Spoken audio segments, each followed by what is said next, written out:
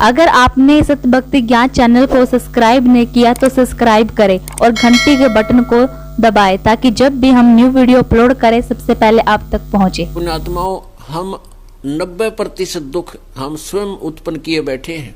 बेटी कितनी अच्छी संतान होती है, पहले माता पिता के घर पे काम करती है और फिर जैसा उसको यहाँ विदा कर दिया तुरंत चली जाती है और जा करके अगले सारा जीवन दूसरे के घर में पशु की तरह लगी रहती है।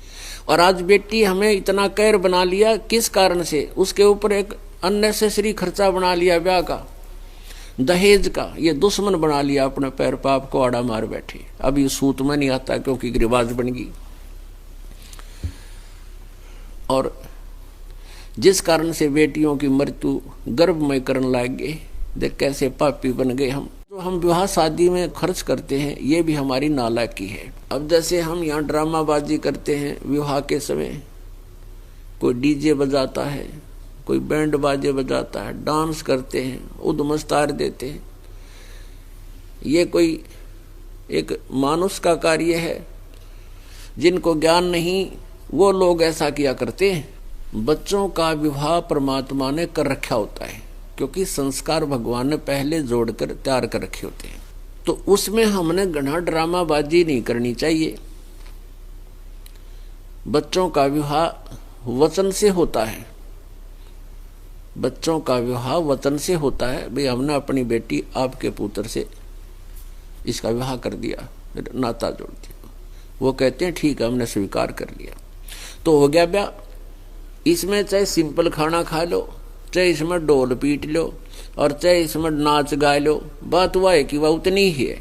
बच्चों का संस्कार जोड़ देना है और उनको विदा कर देना, आपका गुजारा सुथरा चलेगा। और फिर बाकी जो समय आपको मिलेगा वो भक्ति करेंगे, भगवान का नाम जपया करेंगे।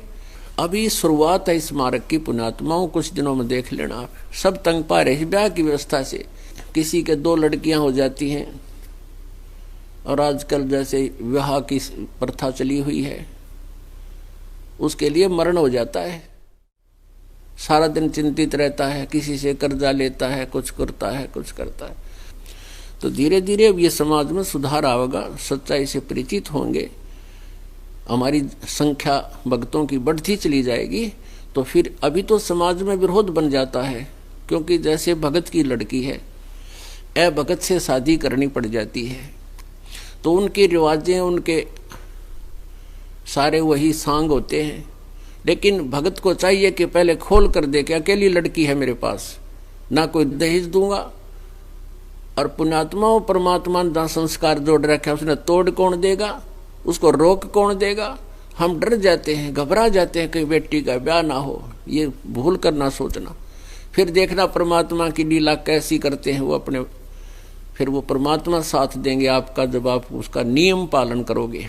और जिस भगत के लड़के का विवाह है तो उसको तो कहना ही क्या है, साफ कह दे अगले को मुझे लड़की चाहिए, इसे एक्स्ट्रा कुछ नहीं, 2-4 भगत जाए अपना उनका भोजन पानी जैसा सिंपल सा करे और बच्चे को विवाह के घर ले आवे। इस तरह आप सुधार लाओ, अपने आप में भी सुधार करो, समाज में भी फर्क पड़ेगा धीरे धीरे। और जब आपका ये सारा जो है ना व्यवस्था बदल जाएगी, फिर देखना कितना हल्का फुल्का महसूस करोगे। पुण्यात्माओं, जब तक हम भगवान पर विश्वास नहीं करेंगे, हम दूसरे के धन को चाहते हैं, जैसे विवाह में दहेज में, तो वो पैसा आपके पास नहीं रहेगा, वो किसी और कारण से कहीं, जैसे बेटी वाला दुखी हो करके, वो तो आत्मा, देखो सबके पास धन नहीं है और एक रिवाज बन गई अब इस तरह का, ऐसा करना वैसा करना, तो उसकी आत्मा बहुत दुख पाती है और वो फिर देना भी पड़ता है क्योंकि बेटी को पराई करना है। तो वो दिया हुआ धन अगले को कभी नहीं रास आता, लेकिन हम अंधे होकर घसीट रहे हैं इसको। तो इस प्रकार हमने पाप से भी बचना है, अपने ऊपर किसी का कर्जा नहीं होने देना, क्योंकि हमने मोक्ष चाहिए। तो मोक्ष के लिए हमने यहाँ से हर प्रकार से अपना बोझ हल्का करना है, पापों से डरना है और परमात्मा का सत्य सुमरण करना है।